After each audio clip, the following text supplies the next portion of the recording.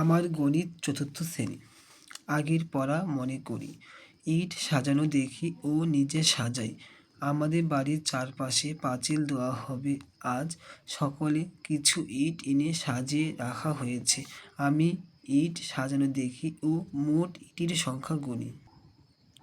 এখানে সারির সংখ্যা 4, 1 2 3 4। প্রথম সারিতে ইট আছে 1 2 3 4, এখানে একটা ক্রস চিহ্ন আছে, এখানে 4 5 6 7 8। আমাদের প্রথম সারিতে কয়টি? 8টি ইট আছে। দ্বিতীয় সারিতে 1 2 3 4 5 6 7 8। দ্বিতীয় সারিতে আমাদের 8টি ইট আছে। তৃতীয় সারিতে 1 2 3 4, মাঝখানে ক্রস চিহ্ন, ওদিকে 5 6 7 8। তৃতীয় সারিতে আমাদের 8টি ইট আছে। চতুর্থ সারিতে 1 2 3 4 5 6 7 8।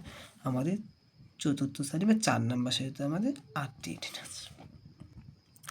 মোট সারির সংখ্যা 4, প্রতি সারিতে ইটের সংখ্যা 8টি। এখানে সাজিয়ে রাখা মোট ইটের সংখ্যা 4, 8টি ইট বা 4 8 32টি ইট আছে। আমি ফাঁকা জায়গায় ইট সাজিয়ে ও ইট গুনি।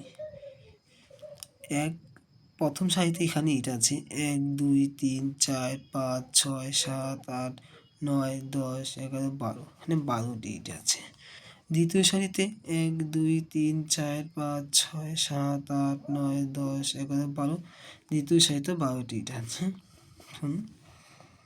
মোট ইট 12 গুণ 2, 12 গুণ 24টি ইট আছে।